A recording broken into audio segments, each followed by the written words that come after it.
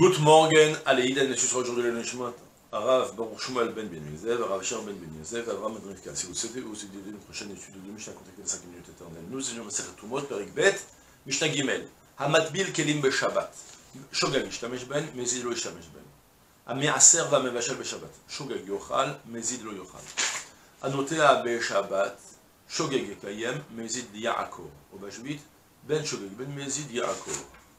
On a une Mishnah qui n'est plus tellement en rapport avec Tumot Masot directement, mais en rapport avec la Mishnah précédente. Qu'est-ce qui se passe? Quelqu'un qui transgresse consciemment, et vous vous rappelez, dans la Mishnah précédente, on avait parlé du prélèvement de la tourma impure pour dispenser des fruits purs. Qu'est-ce que tu le fais consciemment? Rabbi ont décrété, ton prélèvement n'est pas un prélèvement, tu dois le prélever une deuxième fois. Et comme ça, tu donneras les deux Tumot au Kohen. Eh bien, selon ça, maintenant la Mishnah va continuer à me dire, tu sais, dans plein d'autres domaines de la Torah, si tu as transgressé consciemment, on a fait un décret que ce que tu as fait n'est pas du tout agréé, toléré, permis. En l'occurrence, Shabbat, vous savez qu'il ne faut pas tremper des ustensiles au migvé, que ce soit des ustensiles des ustensiles impurs ou des ustensiles que c'est la première fois qu'on les a achetés du goy, on ne les a pas encore trempés. Pourquoi? C'est un décret Trazal que dommer les métaken.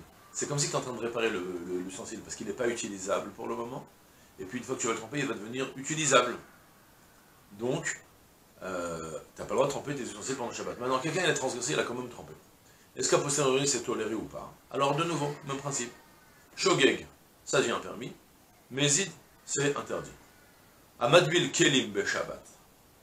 Celui qui trempe des ustensiles pendant Shabbat. Shogeg, si c'est par erreur, par inadvertance, alors, ishtamesh bohem. Il pourra les utiliser pendant Shabbat. C'est un peu délicat, mais comme ça sort pour le moment. Mezid lo ishtamesh bohem. Mais par contre, si elle a fait consciemment, il a transgressé, alors le Shamash Ben, il ne pourra plus les utiliser pendant Shabbat jusqu'à la sortie de Shabbat. D'accord? Premièrement, donc c'est celui qui trempe les ustensiles pendant Shabbat. Maintenant, nouveau décret encore, d'autres choses. D'abord, premièrement, cuisiner pendant Shabbat, vous savez bien que c'est interdit. Ouais. Interdit Minatora. Améaser, c'est celui qui prélève les prélèvements pendant Shabbat. C'est aussi interdit de prélever les tomates massot pendant Shabbat, midrabanan cette fois-ci, parce que c'est de nouveau domaine les metaken. C'est comme si tu as réparé les aliments. Les fruits, ils n'étaient pas consommables, et grâce à ton tomatomasot, maintenant ils sont devenus consommables, tu les as réparés. Alors là, la Mishnah me dit, Ameaser va mevashel beshabbat. Celui qui va prélever du maaser, ou encore celui qui va faire cuire pendant Shabbat. Shogeg, s'il a fait beshogeg, yochal, il pourra consommer ce qu'il a fait, attention à la sortie de Shabbat, pendant Shabbat il n'y a rien à faire, c'est interdit. D'accord, c'est dit dans le partenariat, regardez.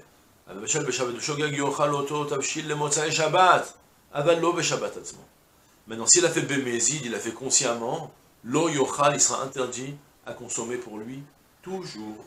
Quelqu'un qui a transgressé, qui a fait cuire pendant Shabbat, il ne pourra jamais manger ce qu'il a fait. Pour les autres, ce sera permis à la sortie de Shabbat. Pour lui-même, c'est interdit. Pour les autres, s'il n'a pas fait pour les autres, consciemment pour les autres. D'accord? S'il a fait consciemment pour les autres, ce sera interdit même pour eux, il est comme leur chaliar. Mais s'il a fait... J'ai fait cuire pendant, quelqu'un a transgressé, il a fait cuire pendant Shabbat, il a transgressé consciemment, sorti Shabbat, il n'a même pas le droit de le manger. S'il veut, il pourra le donner à son voisin s'il avait pas pris. D'accord? Ok. Troisième sujet maintenant, même principe encore, Anotea Beshabbat, celui qui plante un arbre pendant Shabbat. Shogeg, s'il a fait Beshogeg, il est Kayem. A posteriori, il pourra le laisser planter. Il n'a pas fait attention, il a blessé Shabbat, il s'est levé, il a planté, après il réalise que c'était Shabbat. Est-ce que M. Shabbat il doit déraciner cet arbre? Non, il n'a pas besoin de le déraciner. Par contre, s'il a fait Bémézid, s'il a fait consciemment, il savait que c'est interdit et il l'a fait, eh bien, il y a accord, il devra le déraciner. Question intéressante, selon ça, je ne sais pas quoi, qu'est-ce qui se passe si jamais quelqu'un du Moshav, qui savait que c'était assourd de transgresser Shabbat, du kibbutz, complètement athéiste, mais il savait que c'était interdit, et Shabbat, pour lui, malheureusement, en Israël, c'est très fréquent qu'on... D'accord?